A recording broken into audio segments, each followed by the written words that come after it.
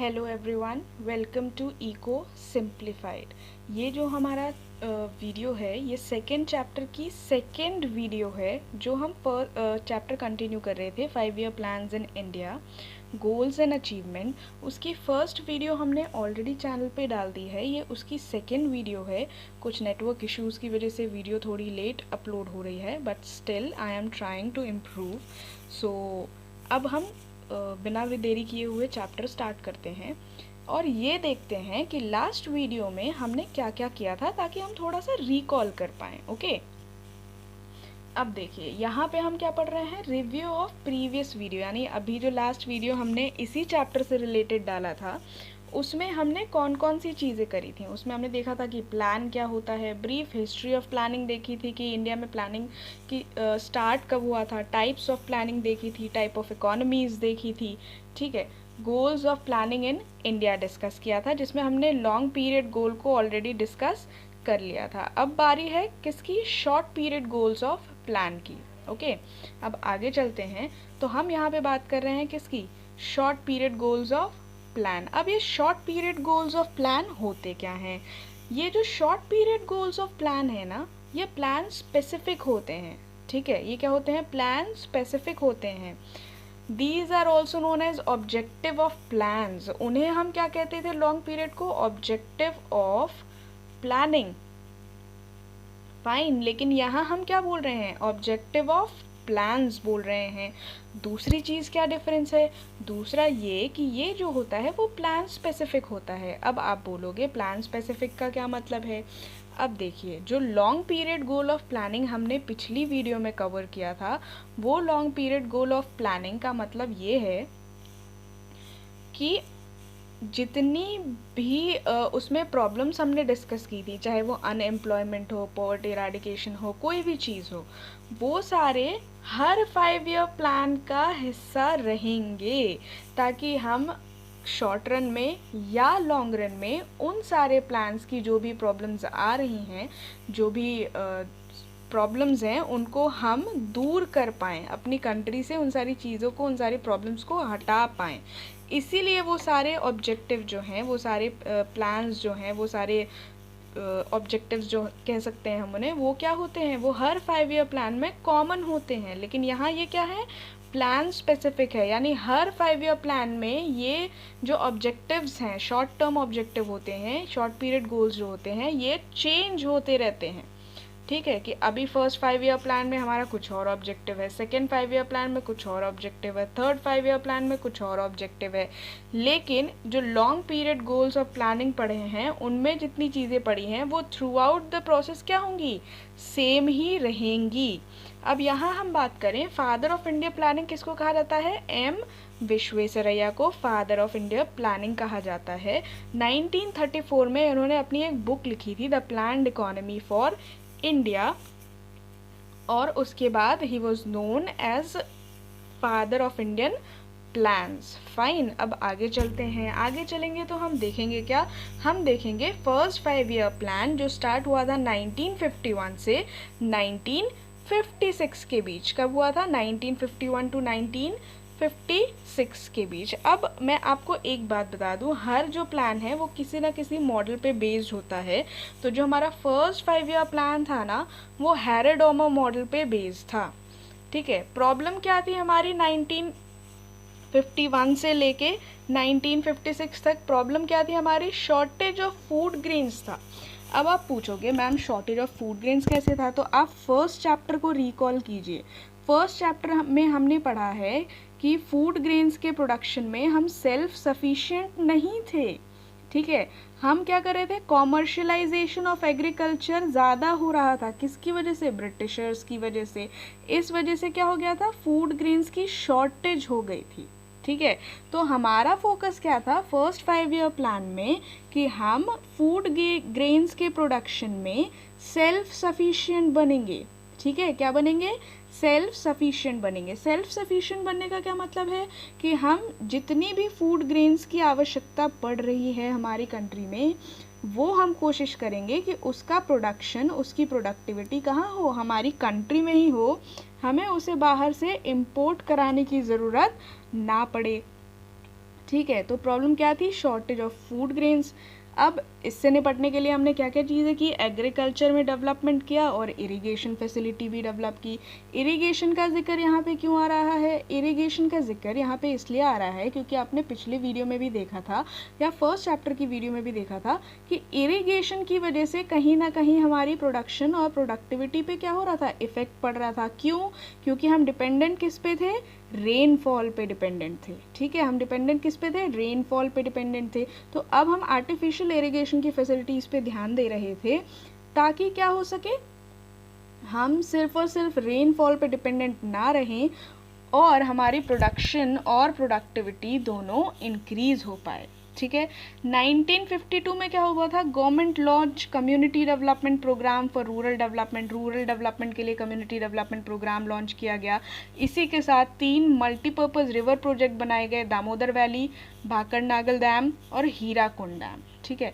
अब देखिए, आप कहेंगे मैडम ये सारी चीज़ें आप क्यों बता रही हूँ? तो एक शॉर्ट सी ब्रीफ हिस्ट्री है ताकि आपको पता रहे कि कौन से 5 ईयर प्लान में कौन कौन सी मेजर चीज़ें हुई थी।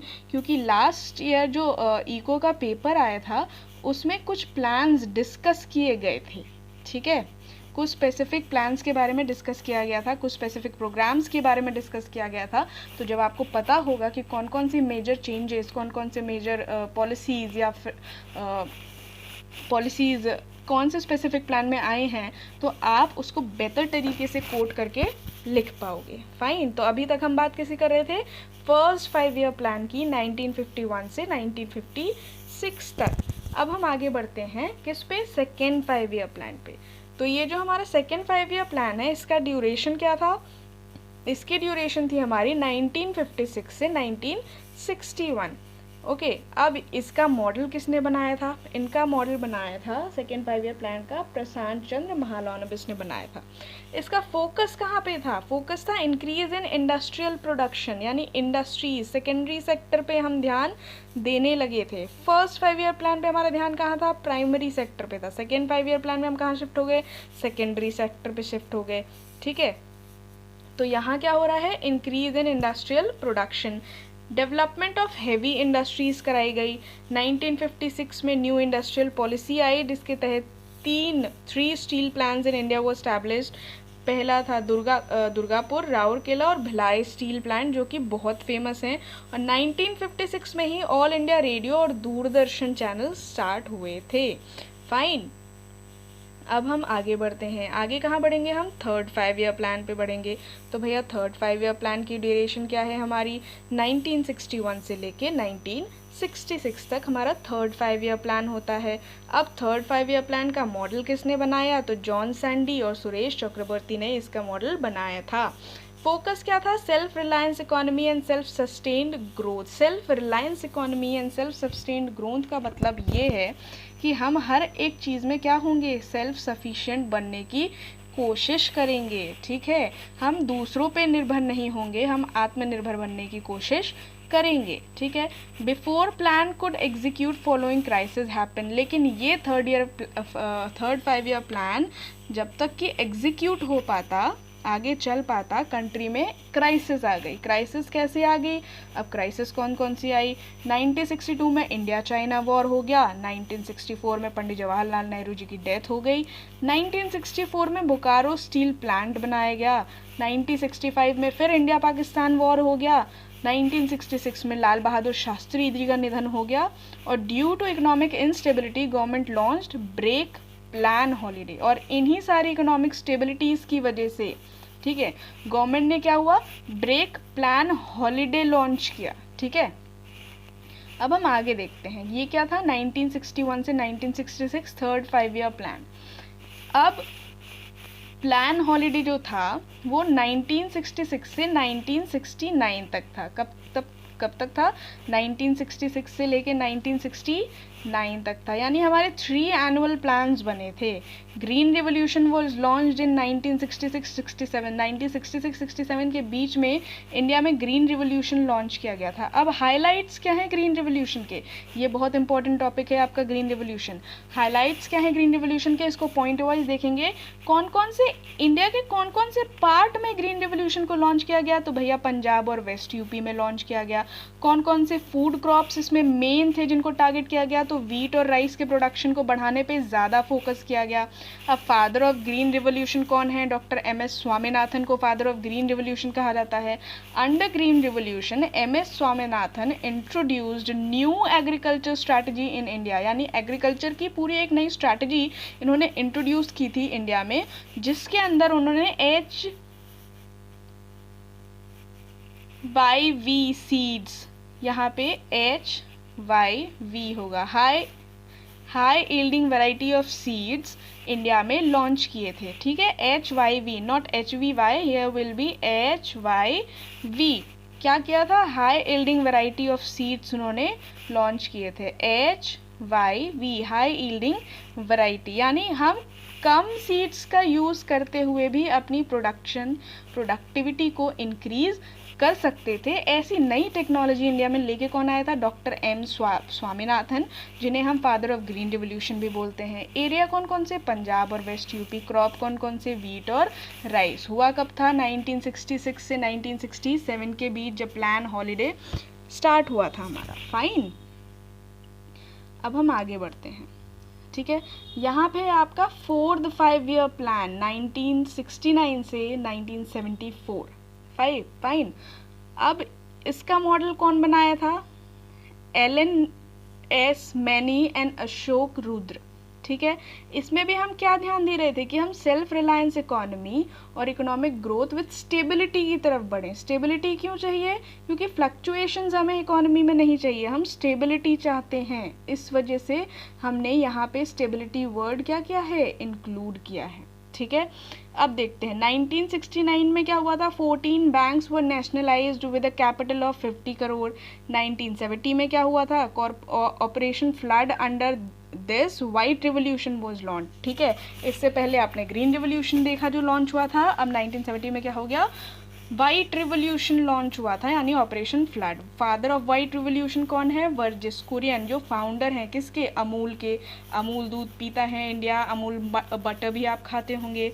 ठीक है, तो उस अमूल का एक फुल फॉर्म है जो स्टैंड होता है क्या, आनंद मिल्क यूनिट लिमिटेड।